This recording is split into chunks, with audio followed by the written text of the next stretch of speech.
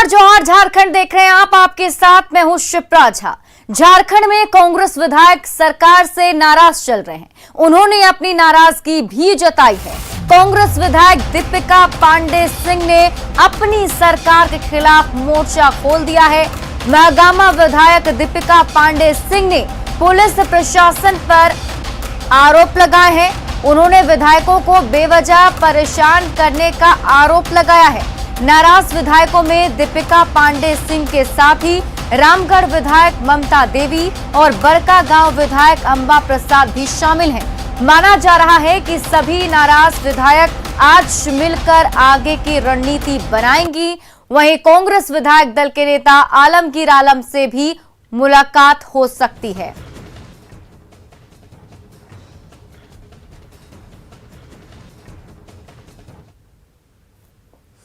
और रामगढ़ से कांग्रेस विधायक ममता देवी पिछले दिनों 7 कोयला लदे ट्रकों को छोड़े जाने के बाद किए गए अपने ट्वीट के बाद सुर्खियों में है। उनका ट्वीट सरकार से उनकी नाराजगी को दिखाता है। न्यूज 18 से बातचीत में ममता देवी ने अधिकारियों की कार्यशैली पर नाराजगी जताई।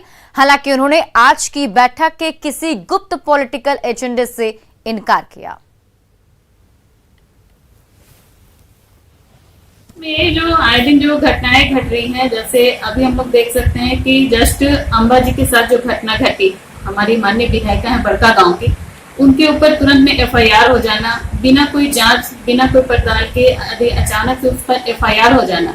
और जब दीपिका विधायक है महागामा की, उन पर भी 2-2 बार प्रशासन के द्वारा एफआईआर करना, ये कहीं ना कहीं सोचनीय विषय है। और उसी तरह जस्ट कुज्जू में इस तरह की घटना होना 7 ट्रकों का, और इस पर कुछ भी कार्रवाई नहीं हो पाना, तो एक सवाल खड़ा करता है। और इस संदर्भ में हम लोग मिलेंगे आज सीएलपी साहब से और उनसे बातें करेंगे। यही कह सकते हैं कि सरकार बहुत अच्छा काम करे और हमारी सुनी भी जाती है, लेकिन यहाँ के जो अधिकारी हैं वो हमें अनसुना करते हैं, वो हमारी सरकार की सराहना करने में हमारा साथ नहीं दे रहे हैं। यानी कि कुछ आप लोगों का पॉलिटिकल एजेंडा नहीं है आज का बैठक का, अलग से कुछ नहीं, ऐसा कुछ नहीं है, बस क्षेत्र के संबंधित विषय पर।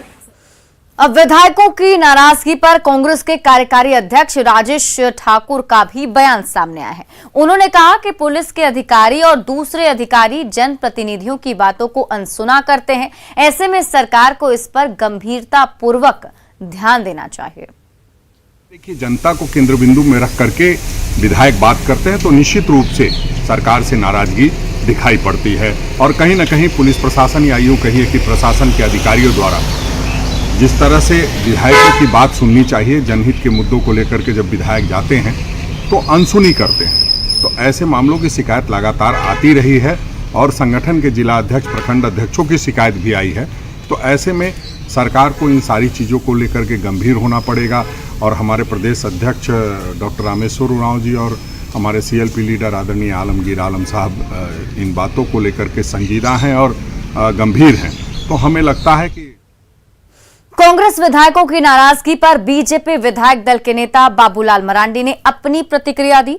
बाबूलाल मरांडी ने कहा कि प्रदेश में ट्रांसफर, पोस्टिंग और बालू के नाम पर जबरदस्त खेल खेला जा रहा है और ऐसे में जब जनता की नहीं सुनी जाती तो जनप्रतिनिधियों को परेशानी का सामना करना पड़ता है।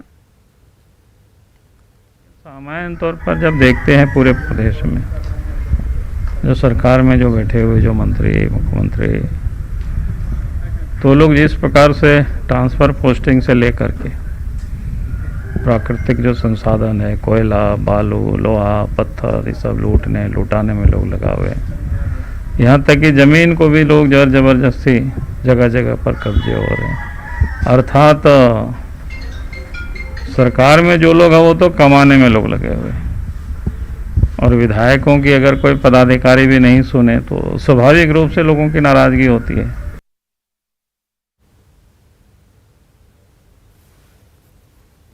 तो सरकार से कांग्रेस विधायक नाराज हैं और दीपिका पांडे सिंह ने अपनी ही सरकार पर निशाना साधा है। और इस पूरे प्रकरण पर अधिक जानकारी के साथ हमारे साथ न्यूज 18 झारखंड के संपादक संतोष कुमार लाइव जुड़े हुए हैं। उनसे अधिक जानकारी लेते हैं।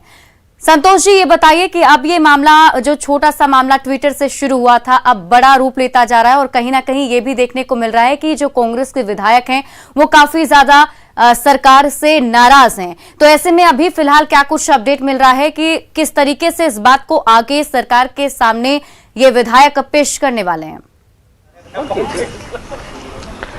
देखिए, अभी तो फिलहाल जो बात और जो मीटिंग की बात की जा रही थी, वो मीटिंग अभी फिलहाल शुरू नहीं हुई है और इस वक्त हम लोग दीपिका पांडे के घर पे खड़े हैं और यहाँ पर कही जा रही थी कि सभी इकट्ठा होंगे, लेकिन ऐसा हुआ नहीं। अभी हो सकता है अगले कुछ पलों में ये जानकारी सामने आ जाए कि इस जगह पर बैठक हो रही है, लेकिन जो जानकारी निकल कर आ रही है उसके मुताबिक ये अच्छी खबर नहीं है कांग्रेस पार्टी के लिए, क्योंकि ये कमजोर कांग्रेस पार्टी की ये निशानी है कि इसके विधायक अपने नेतृत्व के सामने ये चुनौती पेश कर रहे हैं लगातार, क्योंकि ये नाराजगी एक बार की नहीं है, नाराजगी बार बार सामने आ रही है। इसमें दो बातें सामने आ सकती हैं, या तो ये सारे विधायक ब्लैकमेल कर रहे हैं, दबाव बनाने की कोशिश कर रहे हैं पार्टी के ऊपर और सरकार के साथ, जिससे कि उनकी बात सुनी जाए, उनके क्षेत्र में जो कुछ चल रहा है इलीगल गतिविधियां, उन गतिविधियों के साथ वो खड़ा होना चाहती हैं, या तो फिर पार्टी के अंदर सब कुछ ठीक ठाक नहीं चल रहा है।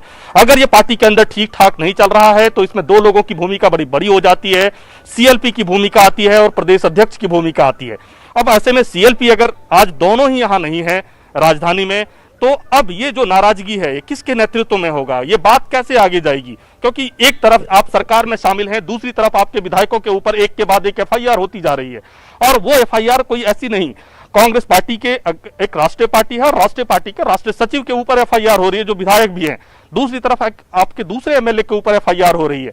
तो ये दिखाता है कि सरकार में पार्टी के बीच सामंजस्य नहीं है, दोनों पार्टियों के बीच जो सामंजस्य होना चाहिए था वो सामंजस्य की कमी है, और पार्टी इतना नेतृत्व कमजोर है, इस वजह से जो बड़ा दल है वो छोटे दल की नहीं सुन रहा है, और यही पीड़ा इन लोगों के बीच में है। बिल्कुल संतोष जी, तो इसके पीछे क्या माना जाए? जो जेएमएम की तरफ से जिस तरीके से ऐसा आरोप लगा रहे हैं कि सरकार बात ही नहीं सुन रही और पुलिस की तरफ से भी कार्रवाई जो है वो नहीं की जाती है, विधायकों की बात नहीं सुनी जाती है, तो ऐसे में क्या समझा जाए? जेएमएम की तरफ से इस पर कुछ ध्यान नहीं दिया जा रहा है क्या? उनकी तरफ से कोई प्रतिक्रिया आई, कुछ बताया जा रहा है कि आगे इस पर सब कुछ ठीक कर लिया जाएगा? और अगर दोनों ही पार्टियों के बीच में ये प्रॉब्लम चल रही है तो इसके पीछे की वजह क्या हो सकती है? देखिए, जो कुछ पल पहले हमारी जो बात हुई थी, कुछ लोगों से नाम नहीं जाहिर करने के शर्त पर मुझसे बात की थी, और उन लोगों का कहना था कि ये नाराजगी पहली बार नहीं है और नाराजगी बार बार इनको जताई जा रही है, लेकिन उन नाराजगी का कोई रिजल्ट नहीं निकल के आ रहा है। ऐसे में अब ये जो प्रदेश का नेतृत्व है, इससे उन लोगों का मोह भंग होता जा रहा है और ये इन सबकी निगाहें दिल्ली पे टिक रही हैं। अब अगर दिल्ली सामने आता है, इसका मतलब है कि अगर राष्ट्रीय प्रभारी इसमें सामने आते हैं, झारखंड के प्रभारी इसमें सामने आते हैं और बात सरकार से होती है, तो सरकार के लिए भी स्थिति अच्छी नहीं होगी। एक कोऑर्डिनेशन की जो कमी है वो कमी सामने नजर आएगी। अब ये देखना होगा आज की मीटिंग किस तरीके से जाती है, मीटिंग का रुख कैसा होता है। बिल्कुल, यहाँ पे एक और सवाल बनता है कि जैसे कि कल भी इस पूरे मामले पर बातचीत हुई थी, खुद ममता देवी हमारे साथ जुड़ी थी, दीपिका पांडे जुड़ी थी, उस वक्त उन्होंने बोला था कि अब आगे हमारा स्टेप ये होगा कि हम लोग मीटिंग करेंगे, मीटिंग करने के बाद रणनीति तय की जाएगी, उसके हिसाब से इसको आगे ले जाया जाएगा। लेकिन अचानक से इस प्लानिंग में चेंजिंग, जैसा आप बता रहे हैं कि आप दीपिका पांडे के वहीं घर पर और लेकिन वहां पर कुछ वैसी हलचल नहीं दिख रही, तो ये जो चेंजेस आए हैं प्लान में वो क्यों आए हैं? क्या बीच में फिर बातचीत हुई है या फिर इस मामले को उस तरीके से उठाने के लिए नहीं कहा जा रहा है? नहीं, देखिए, कोई चेंजेस नहीं है। अभी फिलहाल जो बैठक की थी, बैठक के लिए लोकेशन फाइनल नहीं था, ये लोग जरूर इकट्ठा हो रहे हैं, ये सब बातचीत हो रही है और सरकार की तरफ से भी कोई कम्युनिकेशन नहीं है। ये भी बिल्कुल साफ अपने दर्शकों को हम बताना चाहते हैं कि सरकार की तरफ से कोई कम्युनिकेशन नहीं है कांग्रेस पार्टी के साथ, और ऐसी स्थिति जो पैदा हो रही है, अब ये कांग्रेस पार्टी को तय करना है, कांग्रेस पार्टी के विधायकों को तय करना है कि उनकी क्या नाराजगी है। ऐसी क्या उनकी नाराजगी पार्टी के अंदर है, सरकार के साथ है? ये कई सारे ऐसे सवाल हैं जो कि झारखंड की जनता जानना चाहती है, क्योंकि अल्टीमेटली सफर कौन करेगा? अल्टीमेटली 3.25 करोड़ झारखंड की जनता सफर करेगी। तो ऐसे में अब पार्टी के जो कांग्रेस पार्टी के विधायकों की नाराजगी है, नाराजगी किस रुख में जाता है? क्या वो एक बार फिर से रांची की तरफ, रांची के सीएलपी या फिर प्रदेश अध्यक्ष की तरफ टकटकी लगा के देखेंगे, या फिर यहां से बात निकलकर अब दिल्ली तक जाएगी। अगर बात दिल्ली तक जाएगी तो फिर वो थोड़ा सा मुश्किल होगा सरकार के लिए। सरकार को भी इसमें शामिल, हेमंत सोरेन की सरकार को एक कोऑर्डिनेशन कमेटी बनानी पड़ेगी, जिससे कि दोनों के बीच सामंजस्य बना रहे। अगर ऐसा नहीं होता है तो फिर ये सरकार इसी तरीके से लगभग गिरती पड़ती सबके साथ चलती ही रहेगी। जी जी, बहुत बहुत शुक्रिया हमारे साथ जुड़ने के लिए और इस तमाम जानकारी के लिए। बढ़ते हैं आगे और अब बात खूंटी की। खूंटी में कुदरत के कहर में एक ही परिवार के 5 सदस्यों की मौत हो गई, जबकि एक 2.5 साल का मासूम गंभीर रूप से झुलस गया। कर्रा थाना के डहू टोली की घटना है। कल शाम आकाशीय बिजली गिरने से एक ही परिवार के 5 लोगों की मौत हो गई। सभी बारिश के दौरान बचने के लिए पेड़ के नीचे छिपे थे। इसी बीच आकाशीय बिजली की चपेट में आने से 5 की मौके पर ही मौत हो गई। सूचना पर कर्रा पुलिस और प्रशासन के अधिकारी मौके पर पहुंचे और आपदा कानून के प्रावधान के तहत परिजनों को मुआवजा राशि उपलब्ध कराने का भरोसा दिया।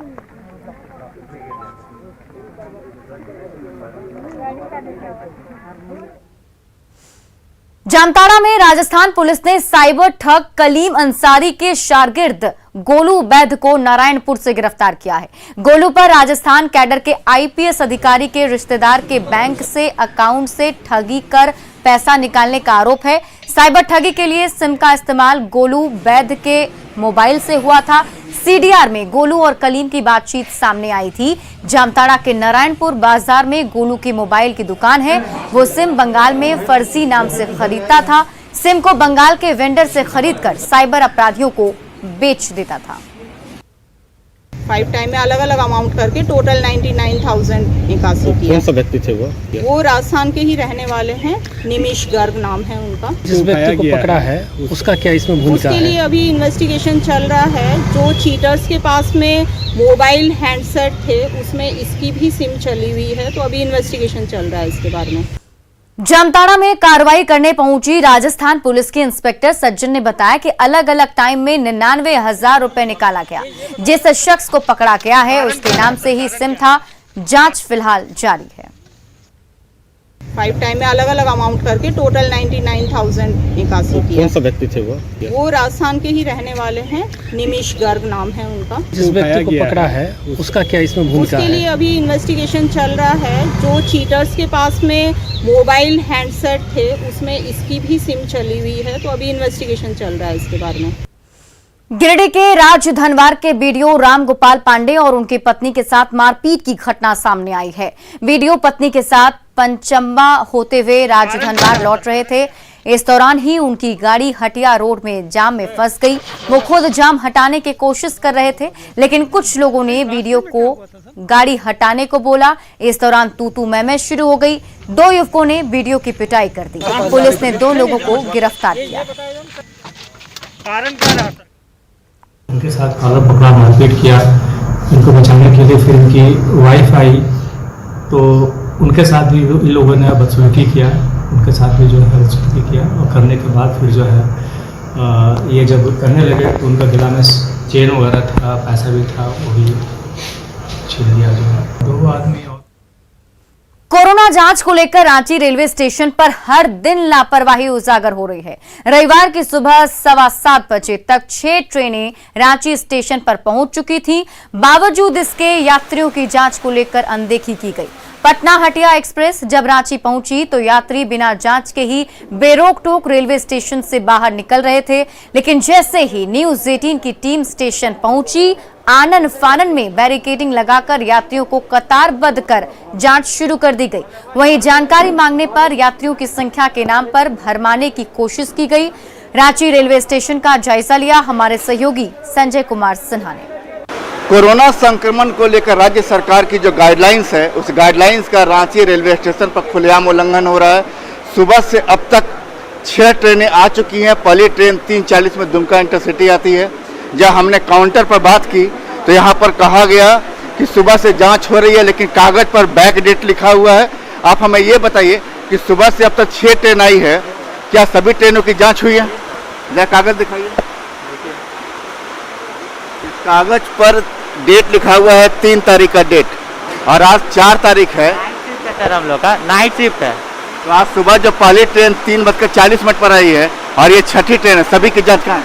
हम लोग का सर नाइट शिफ्ट 10 बजे से 9 बजे तक चलती है, तो 10 बजे से चलती है तो नेक्स्ट डे का ही हम लोग ना डेट डालेंगे। तो आप जरा ये दिखाइए, क्या सुबह जो पहली ट्रेन आई है उसकी जांच कहाँ है? ट्रेन का नाम नहीं लिखते, ट्रेन का नाम नहीं लिखते हैं, एक ही लिस्ट में सबका लिखते जाते हैं जितना ट्रेन आता है सीरियल वाइज। ये बता दीजिए कि अब तक कुल कितने लोगों की जांच हुई है? टोटल सारे बूथ मिला के 500 550 जाँच हो चुकी है। आप समझ सकते हैं कि सुबह से अब तक 6 ट्रेनें आ चुकी है और कुल यात्रियों की जांच बताई जा रही है कि 500 से 550 लोगों की जांच हुई है। मतलब समझ सकते हैं कि 6 ट्रेन में क्या 500 से 550 यात्री रहते हैं। हम यहाँ पर देख रहे हैं कि हमने अपने कैमरे पर भी दिखाया कि न्यूज़ 18 की टीम जब यहाँ पहुँची है तब जाकर के इस बैरिकेटर को हटाया गया है और जाँच की प्रक्रिया शुरू की गई है। हम कुछ लोगों से बात करेंगे। ये आप लोग यहाँ कहाँ से आए? आप लोग पटना से। कोई जांच आपने पटना में आपकी हुई थी? हाँ हुई थी। आप लोग जब यहाँ कतार में लगे हैं तो कतार में लगने के बाद सारी प्रक्रिया जांच की यहाँ शुरू हुई है? हाँ। तो समझ सकते हैं कि यहाँ पर जब अभी पटना से जो ट्रेन आई है उसके पहले यहाँ पर जांच की ऐसी कोई व्यवस्था नहीं थी। हाँ, न्यूज़ 18 की टीम जब यहाँ पहुँची तो जांच की प्रक्रिया आनन फानन में शुरू की गई। ये आप लोग कहाँ से आए? पटना। पटना में चलते समय किसी तरह कोई जांच स्टेशन पर आप लोगों की? नो, नहीं। रांची स्टेशन पर ही। तो आप देख सकते हैं कि इस पटना से जो ट्रेन आई है काफ़ी ज़्यादा यात्री हैं, लंबी कतार है और लोगों की जांच यहाँ पर की जा रही है। 6 ट्रेन में अगर ईमानदारी से भी जांच की जाए, कुछ यात्रियों को छोड़ भी दिया जाए, तब ये संख्या जांच की हजारों में होनी चाहिए, जबकि ऐसा नहीं है। कागज में हेर फेर कर संख्या बताई जा रही है। संजय कुमार सिन्हा, न्यूज़ 18 रांची। हजारीबाग के शिवम सिंह की चर्चा झारखंड के साथ देश और दुनिया में हो रही है। दीपूगढ़ा इलाके के शिवम ने माइक्रोसॉफ्ट के वेब ब्राउजर एज में एक बग को खोज निकाला है। बग को सरल शब्दों में सुरक्षा में खामी माना जाता है, जिससे कंपनी का ब्राउजर हैक हो सकता है। इस बग को खोजने के लिए माइक्रोसॉफ्ट ने शिवम को इनाम के तौर पर $20,000 यानी करीब 15 लाख रुपए दिए हैं। बग खोजने के बाद शिवम ने माइक्रोसॉफ्ट कंपनी को जानकारी दी थी, जिसकी 1 हफ्ते तक रिव्यू करने के बाद शिवम को बाउंटी प्रोग्राम के तहत इनाम दिया गया। माइक्रोसॉफ्ट एज ब्राउजर में एक एरर था जो हम और मेरे दोस्त वंश दोनों मिल करके उस बग को फाइंड किया। उस बग से जितने भी यूजर हैं सब अफेक्टेड थे। मिनिमम माइक्रोसॉफ्ट एज ब्राउजर के 300+ मिलियन यूजर एक्टिव यूजर हैं। सब यूजर्स अफेक्टेड थे उस बग से। माइक्रोसॉफ्ट को इस बग के बारे में security@microsoft.com जो ईमेल है उसमें मेल करके उसको पूरा रिपोर्ट लिख करके उसको सेंड किए कि इस बग से क्या इम्पैक्ट पड़ सकता है, कैसे ब्लैक हैट हैकर ये सब एक्सप्लॉइट कर सकता है इस बग से और अदर कंपनी को हैक कर सकते हैं। गर्व की महसूस हो रहा है और ये हजारीबाग के नाम रोशन किए है, पूरे झारखंड का नाम रोशन करेगा और अगल बगल का बहुत एकदम बार मैंने कांग्रेचुलेशन मिल रहा है।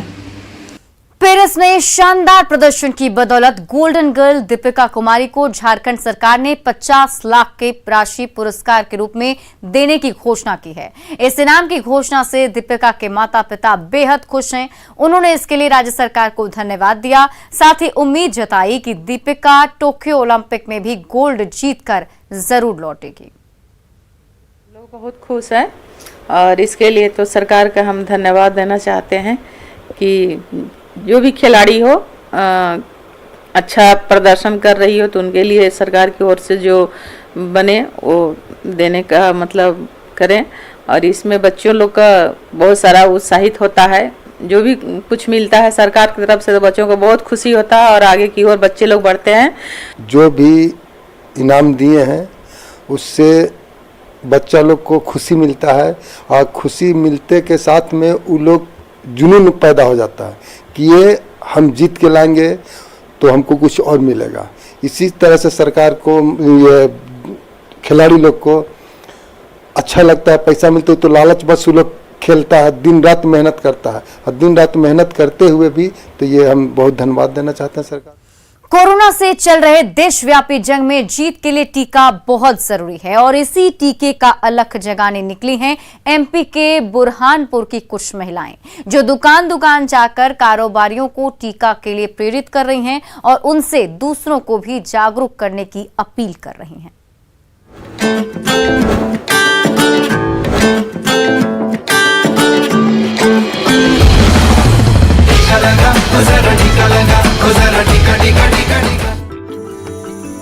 ये एक अभियान है जिसका मकसद है दुनिया के सबसे बड़े टीकाकरण अभियान को सफल बनाना।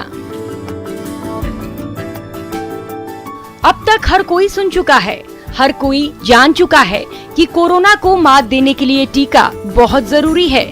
लेकिन कई लोग ऐसे हैं जो अब भी टीका लेने से कतरा रहे हैं, टीके को लेकर टाल मटोल कर रहे हैं। ऐसे लोगों को समझाने के लिए ही ये महिला ब्रिगेड बाजार में उतर आई है। ये तस्वीरें मध्य प्रदेश के बुरहानपुर की हैं। दुकानदार और रेहड़ी पटरी वालों को टीका के लिए प्रोत्साहित कर रही हैं भारतीय स्त्री शक्ति संस्थान से जुड़ी महिलाएं।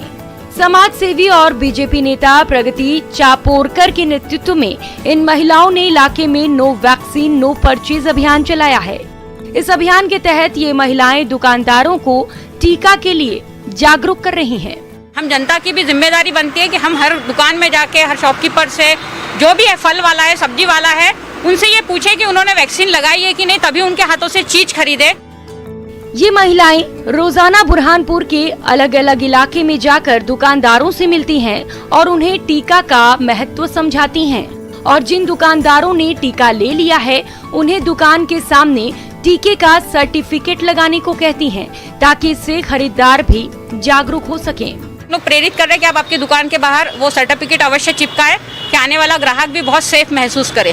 भारतीय स्त्री शक्ति संस्थान की इस कोशिश को दुकानदारों का पूरा समर्थन मिल रहा है और वे जिम्मेदारी समझते हुए टीका के लिए प्रेरित हो रहे हैं। उन्होंने अवेयरनेस कराया और उन्होंने रिक्वेस्ट किया कि अगर किसी ने नहीं लगाई हो तो कृपया करके लगाएं। उनका कहना ये रहा था, भाई आप दुकानदारी कर रहे हो तो वैक्सीन लगा कर करें, तो हमें ऐसा महसूस हो कि हम किसी सुरक्षित दुकान से शॉपिंग कर रहे हैं। इस महामारी से लड़ने का एकमात्र उपाय कोरोना का टीका ही है। ऐसे में ये वक्त युद्ध स्तर पर टीका लगवाने का है और दूसरों को भी इसके लिए प्रेरित करने का है। बुरहानपुर में टीका के लिए इन महिलाओं की कोशिश वाकई काबिले तारीफ है। Bureau report, news 18 network.